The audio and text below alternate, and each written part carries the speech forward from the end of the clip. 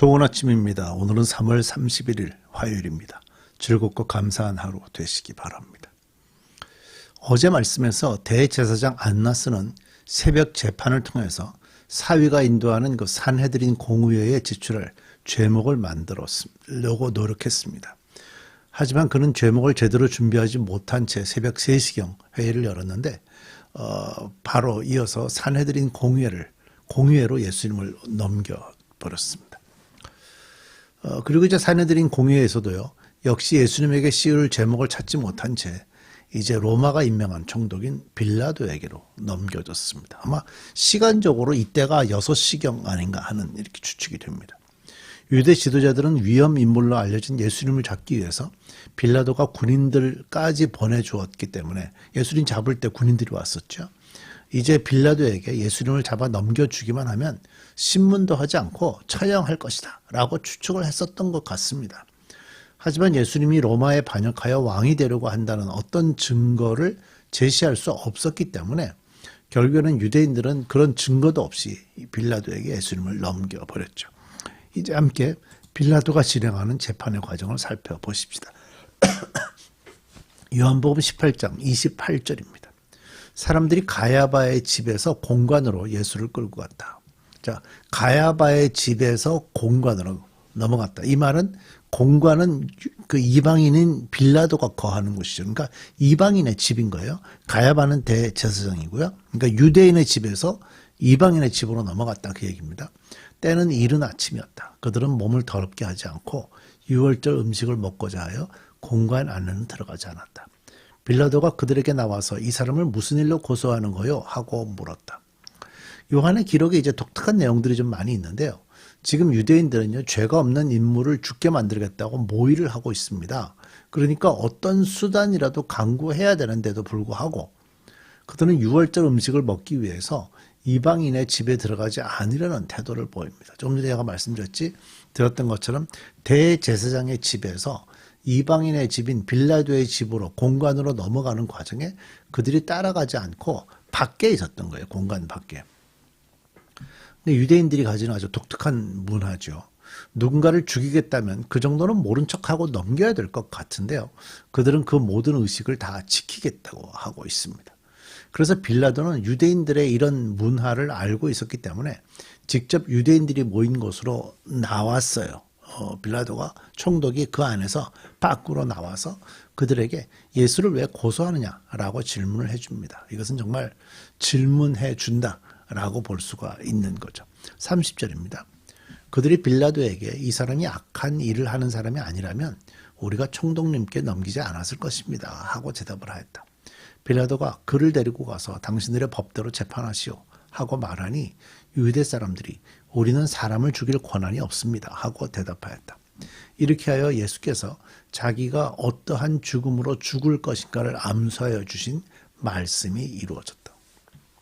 자, 빌라도의 이 질문에 유대인들, 빌라도가 왜 왔냐, 왜 고소하냐 그랬더니 이 질문에 유대인들은요, 아주 애매한 대답을 했어요. 이 사람이 악한 일을 하는 사람이 아니라면 우리가 총독님께 넘기지 않았을 것입니다. 그러니까 말을 바꾸면 이 사람은 악한 일을 한 사람이기 때문에 총독님께 넘기려고 왔다. 그런 얘기죠. 그렇게 했다는 얘기죠. 사실 지금 예수를 죽이려는 의도로 빌라도에게 왔는데요. 예수를 죽이기 위한 완벽한 시나리오가 준비되지 않아서 빌라도에게 고소를 해야 되는데 뭔가 제대로 된 준비를 하지 못한 거예요. 그래서 여기서도 악한 일을 한 사람입니다 하고 얘기를 했지만 그 악한 일이 뭔가를 준비해 와야 되잖아요. 그런 대답들을 유대인 지도자들이 하지를 못하고 있는 거예요. 그런데 오히려 이제 빌라도의 대답은 선명합니다. 그를 데리고 가서 당신들의 법대로 재판하시오. 그렇죠. 유대인들이 이렇게 애매한 거라면 굳이 빌라도가 재판해야 될 이유가 없잖아요. 그래서 당신들이 알아서 하시오라고 얘기했더니 이 말에 유대인들의 대답이 이렇게 나왔습니다. 우리는 사람을 죽일 권한이 없습니다. 무슨 뜻입니까? 그러니까 유대인들은 지금 이 예수를 죽이겠다 하는 얘기를 하고 있는 거죠. 죽이겠다. 그러니까 빌라도가 이렇게 보는 거예요. 이 사람들한테 당신 법대로 하면 되는데 왜 여기 왔냐라고 얘기하니까 우리는 이 사람을 죽일 권한이 없습니다. 그래서 빌라도가 느꼈어요. 이 사람들이 예수를 죽이려고 그러나요? 당시 로마가 지배하는 사회에서 살인자도 아닌 사람을 죽이겠다는 것은 대개 폭동을 일으켰거나 또는 반역을 일으켰을 경우에만 해당되는 일이었거든요. 그래서 빌라도는 바로 눈치를 챈 거예요. 아, 유대인들이 지금 예수를 죽이려고 하는 거구나. 그래서 이제 빌라도가 예수님에게 와가지고 다시 그 다음 질문을 하는데 내가 유대인의 왕이냐? 하는 질문을 하는 거죠. 이제 보세요. 같이 보죠. 33절. 빌라도가 다시 공관 안으로 들어가 예수를 불러내서 물었다. 내가 유대 사람의 왕이냐? 예수께서 대답하셨다. 내가 하는 그 말은 내 생각에서 나온 말이냐? 그렇지 않으면 나를 두고 다른 사람들이 말하여 준 것이냐? 빌라도가 되돌아와 예수님에게 질문을 합니다. 내가 유대 사람의 왕이냐? 왜? 유대인들이 이 사람을 죽이겠다고 하는 걸 보니까 유대인들의 관심은 이 사람이 왕이 아닌데 왕 노릇을 한다라고 생각하는 거라고 이렇게 충분히 생각이 됐다라는 거죠. 그러니까 이 질문에 예수님이 이제 대답을 하시는데요. 상당히 논리적인 생각을 가지고 그냥 단순하게 대답하지 않고 되묻습니다. 내가 하는 그 말은 내 생각에서 나온 말이냐? 그렇지 않으면 나를 두고 다른 사람들이 말하여 준 것이냐? 내가 하는 그 말이 내 생각에서 나오냐는 말은 로마라는 지배하는 계급에서 수사를 내서 만들어 놓은 정보냐? 아니면 다른 사람들, 유대인 지도자들이 와서 너한테 이런 얘기를 했기 때문에 네가 물어보는 거냐라고 물어보는 거죠. 이 말은 굉장히 중요한 의미를 가지고 있습니다. 만약 빌라도가 이렇게 자기 스스로 자기 속에서 생각을 해가지고 이렇게 질문을 한 것이면 빌라도는 자신은 어떤 일이 있었기 때문에 누군가 자기에게 어떻게 보고를 했기 때문에 나는 당신이 유대인의 왕이라고 생각하는지를 물어보고 싶었다라는 어떤 정보가 어디서 온 것인지를 밝혀야 되겠죠.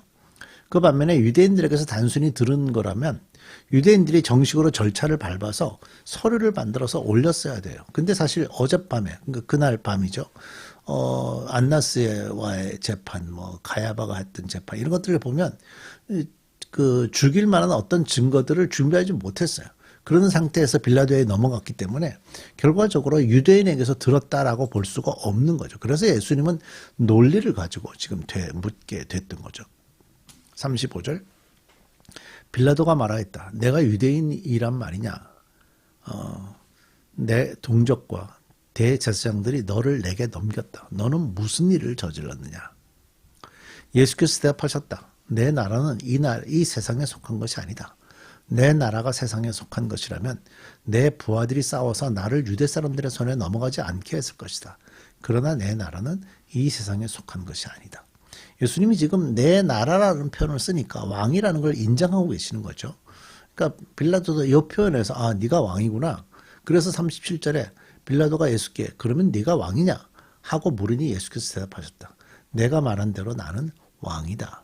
나는 진리를 증언하려고 태어났으며 진리를 증언하려고 세상에 왔다. 진리에 속한 사람은 누구나 내가 하는 말을 듣는다. 진리에 속한 사람은 누구나 내가 하는 말을 듣는다니까 진리에 속한 사람들의 왕이 예수라는 것을 좀 얘기하는 거죠. 빌라도가 예수께 진리가 무엇이냐 하고 물었다.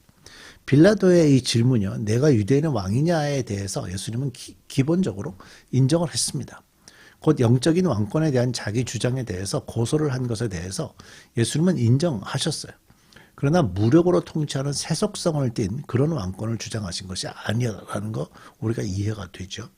이것이 예수님이 오셔서 나타내신 진리입니다. 세속 권력에 연연하지 않고 오직 진리에 헌신한 사람들만이 이해하게 되는 그런 나라의 왕이 되는 거죠. 하지만 정치적인 술책 가운데 살아왔던 빌라도는요. 그같이 중요한 문제를 아주 귀찮은 듯이 무시하면서 일축해버렸습니다. 방금 예수님으로부터 진리가 무엇인지에 대한 얘기를 다 들었죠. 근데 빌라도는 별로 관심이 없습니다. 그래서 아주 단순하게 그 진리가 뭐냐라고 그냥 되묻고 말아요. 우리가 이 대화를 좀 잘 읽어보면 성경 말씀은 모든 사람이 다 이해할 수 있는 책이 아니다라는 걸 알 수 있어요. 예수님이 진지하게 진리와 관련된 사람들은 모두 예수님의 말씀을 듣기 때문에 예수님은 진리의 왕이 된다라고 진리의 왕이시다라고 말씀하셨다는 말은 결국 진리와 관련되지 않은 사람들은 그 진리에 대한 말씀을 이해할 수 없다는 의미를 갖고 있는 거죠. 빌라도가 그 진리 자체에 관심이 없었어요. 그 진리와 관심이 없었기 때문에 예수님과 대화가 되지 않고 있다라는 걸 볼 수 있어요. 이렇게 그냥 표현할 수 있어요. 쉽게. 기독교는요, 완전히 빨간색이 되거나 아니면 아예 딴 색이거나 중간에 뭐 분홍색이라든가 빨간색에 조금 가깝게 가고 있다든가 그런 거 없어요. 네, 그런 거 없습니다. 우리는 예수 그리스도의 보혈로 완전하게 하나님의 나라의 백성이 되거나 아니거나. 요한복음 14장에서 예수님은 분명히 선포하셨죠. 나는 진리요, 우리의 관심이 진리요라고 말씀하셨죠. 우리의 관심이 이 진리에 있어야 예수님을 통해서 이어지는 메시지를 받아들일 수 있습니다. 여러분, 이 진리에 관심이 있으십니까? 이번 한 주간도 말씀 묵상하시면서 진리에 더 큰 관심 가지시길 바랍니다. 우리 기도하겠습니다. 하나님, 예수님의 말씀은 하나님의 나라의 백성, 진리에 관심 있고 진리의 영향을 받는 사람들이 알아들을 수 있습니다.